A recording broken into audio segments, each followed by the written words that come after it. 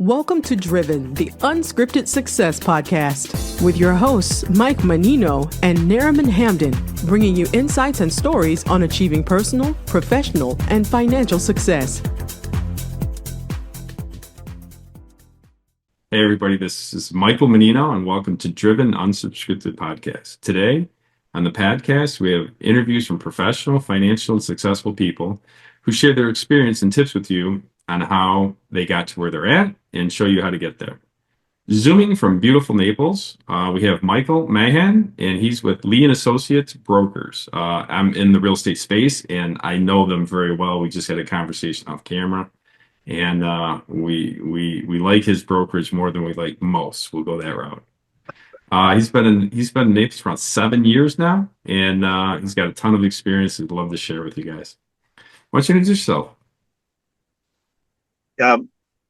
Hey, I'm Michael Mahan. Got about 20 years experience in commercial real estate. So, again, from Indiana originally, grew up, went to Ball State, graduated, had a crazy idea to enlist in the infantry.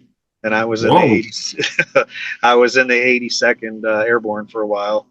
And that kind of, I mean, good and bad, but that shaped who I think I am today. It was probably one of the best things I ever did. I was in North Carolina, so therefore I lived in Charlotte for about 20 years, started real estate there, moved to Atlanta for a job, working for a national shopping center owner doing, out parcel work and some leasing and stuff for them. And then was in Atlanta for about 10 years. And then my wife and I just had a baby and we're like, we got to get out of Atlanta. Where do we always wanted to be on the water? It can't be the East Coast side. It's got to be the West Coast. It was kind of like between Naples and Tampa, and we ended up in Naples. So that's how that came to be. Awesome. I just told Michael that I was in Port Richey, was on the Gulf side too for the last 2 or 3 years, and absolutely love the weather, love the area, and now he's there too, and he's thinking this. And I just moved to South Carolina. He's thinking about moving too. It's kind of cute. Kindred spirits is what I'm talking about. Let's go. All right. So as a broker right now, with Lee's, there's a lot of competition out there. And what do you? How do I explain this? What do you do in your space that sets you apart, and what comes easy to you that doesn't come easy to other people? Well, it's interesting because I would say even when you look at everybody in our office, they all have different niches and different shticks and things that they do. One guy, kid you not, his thing is to go out to cigar bars and he meets his clients there. And I mean, that's not me, of course.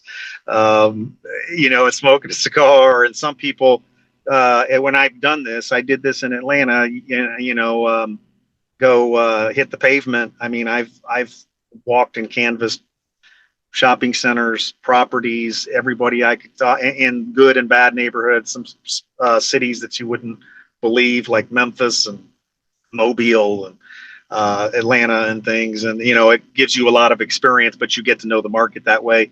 You get to know who's there, what they're paying, how long they've been there. So when, you start to figure out who all's in this market, and then you can contact somebody to pull them somewhere or sell them something. So, but over 20 years, it's kind of like, I've done a lot of different things. I do a combination of, a lot of guys don't like to do this in commercial as mailers. It does work. I've gotten a lot of good clients from them. I mean, it's got to say the right message. But I think it's a combination of everything. And there's nothing like that can replace getting on the phone. So if I do an e-blaster mailer, it's get on the phone and call people. You've got to do that to get your business. So cool. So you like going out and talking to the people. That's I've seen that to be the key on most real estate sales. Just right. Getting out and introducing yourself and talking. And it depends on what your specialty is. Like with industrial, you can go out. A lot of people who own their building or have a manufacturing, a smaller business, they're going to be there. If you go into an office building, depends on in a big city in Atlanta or something, a Class A building, they might have security. You might not be able to get past the desk person. You might get to the 8th floor and might not get past the secretary. So it retail, you might have a franchise, you might have a national, you're not talking to the right guy. So it depends on what you're doing. What's the secret to getting in touch with the right person? That seems to be the hard part in commercial. Yeah, no, I agree with that. I mean, I think it's a combination of having the right, paying enough for the right tools. Paying enough for the right tools. I like that. Right. And having the right experience. I mean, doing some of the database and the grunt work. I mean, I'll lay in bed at night. I know my wife loves this, but on my laptop, scrubbing databases because that's the time I can do it. If I've got certain things planned during the day of 2 hours of calls, 3 hours, meetings, mail or this or that, reply to emails. So, a lot of times I'll download all the information, scrub it out, look it all up in 3 or 4 different places, and then use that as a call list or a mailer list or a e-blast list. And then once you get it honed down and then obviously you can use it and submit it to your permanent database or, your marketing, whatever you're doing. So Gotcha. CRM system. Gotcha. Yeah. Awesome. Great. Hey, listen, if someone listening to the show want to know to get better at what you were just talking about, like how, the stuff that you're good at, what's the number one way, the easiest way to get good at what you're doing? I mean, I think that for me, I didn't start out the way typical people do. Okay. I went to work at a Coldwell Banker commercial, but I didn't have anyone training me. I didn't have a big team. So I had to, I didn't make, I made very little. I think I made 10 grand the first year. And That's what everybody says in real estate. It's to make any money the first year. 20 years ago. What I recommend to people, if I were to have a, 20-something-year-old out of school or 30 or younger person say, I want to do this. How do I start? Go convince, put yourself on a team and put yourself on a successful team. A lot of times they're looking to hire a junior person. You won't get, your full cut at first, but once you, get your teeth sunk in and you start to get good, then, they'll bring you up, and depending on the group or the people as to what kind of percentages or how you're doing, maybe if you find it, you make more of it. If they put you in on something, a listing, but at least you've got things coming and you've got money coming. And I mean, there's even some companies that will give you a base salary for the first year or so, some that give you a draw. I'd say the larger companies tend to do that. So if you want to start somewhere, my personal opinion would be to start there, start a larger company on a decent team that's looking for a junior broker or a younger person. And that's how you learn. And then they can show you, they spend all their time showing you. And some guys I work with don't like doing that because they're like, I don't have the time. Well, I mean, that's how you get somebody that's good to work with you and get a good team going. So, Right. you put you in, you get out. I used to be in construction, and we call it a master and apprentice. And the master have to have an apprentice. It's just the way of things. And I've noticed the masters cry about it all the time. I don't want to do this. I don't want to do this. I'm like, did someone do it for you? And they're like, yeah. Well, shut up and do it for somebody else. Like, old crotchety old dudes. I love them the best. What is one of the biggest challenges you had to overcome over your career? That's always a big one for people. It's interesting because depending on the market you're in, I've got a different challenge in Naples than I did in Charlotte or Atlanta. In Charlotte, it was starting out, right? I was 30, starting out in brokerage, for the first time, young and hungry, so I could do anything, and that was just a matter of learning what to do, what's the best things, what's the right thing. When I first started, here's another tip. A lot of people will tell you and like to get in all kinds of organizations. Don't go join everything. It's a waste of time. I did it. I know. Join the ones that specifically are good groups that will get you leads, that will get you to meet the right people, will put you in front of the right person.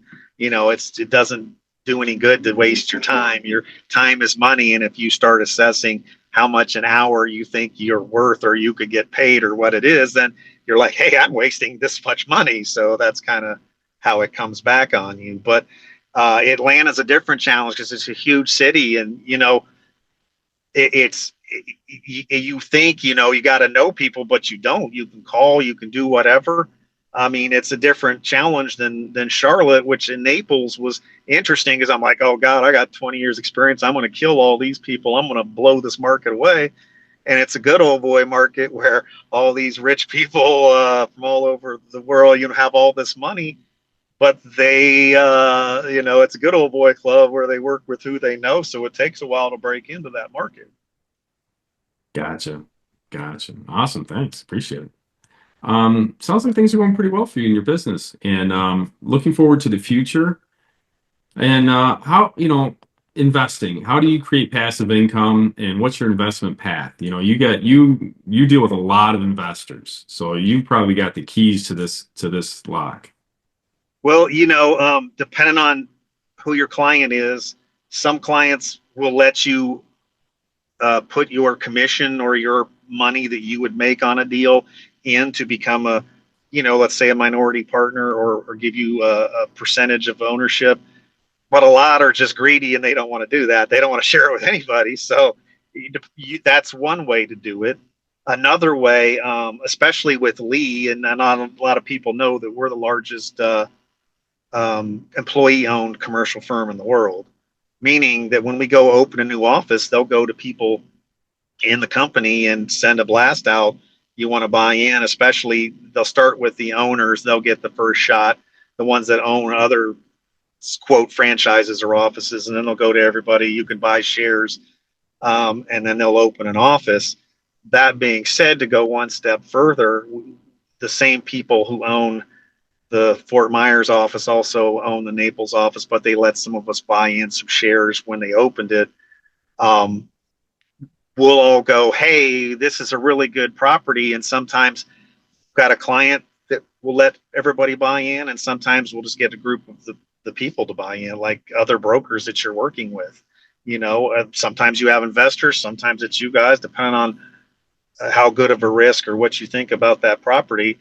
And sometimes you can buy in anything from $1,000 share to 10 grand or whatever the heck you want to put in, depending on how much you want to own. So it's Nice. pretty interesting. A lot of companies won't let you do that. Yeah, well, that's awesome.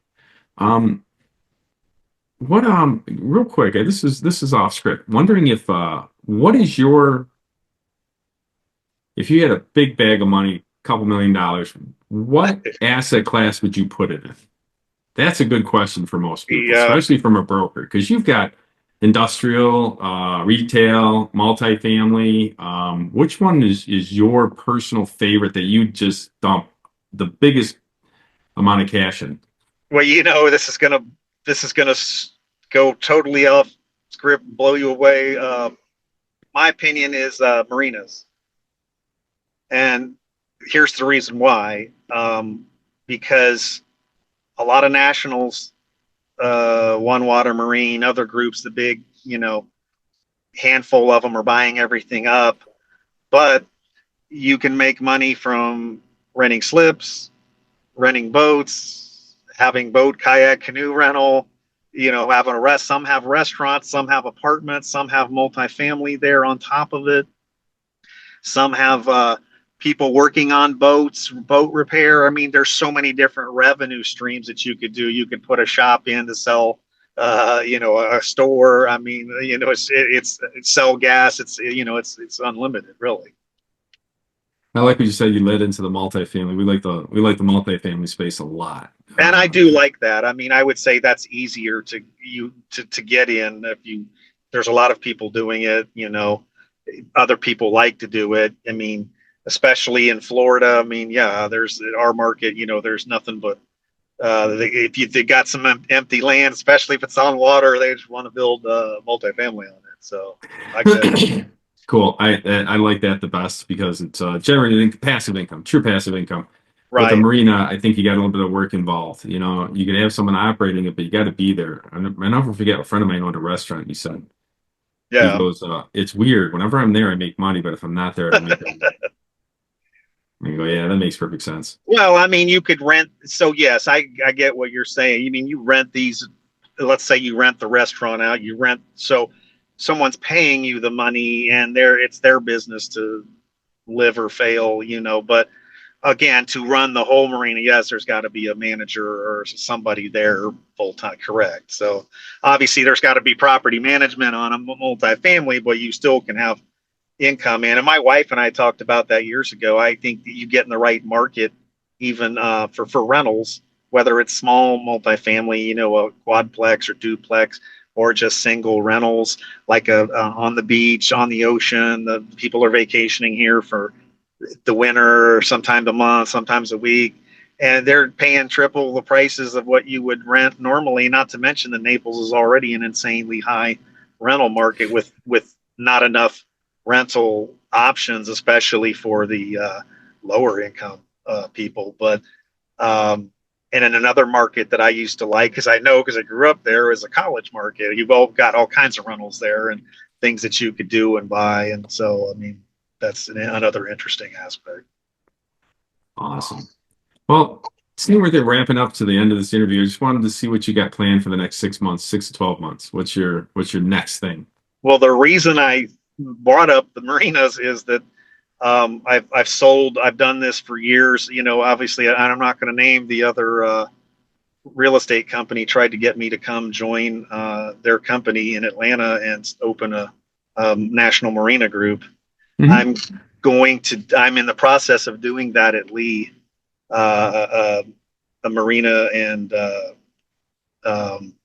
waterfront type properties, and open that nationally. So I will, focus on that. I've been hesitant because it's hard when you can sell everything and do everything. And, from a piece of land, retail to office, it's saying I'm only going to go to one, but that's the goal. I mean, I've already developed the database, and I've got a list of clients, and we've been sending them materials for a while. And so that's the next plan, to push that even farther.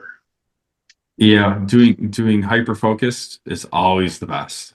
So when I've been in building for 30 years, and I tell everybody, don't get into the stuff that everybody gets into, drywall paint, there's millions of people in that. Get into the hyper focus stuff, like, low voltage, where they start to do secret rooms and stuff, or elevators. Elevators are always the best, because you can make good money, but put an elevator in, and there's not a lot of competition.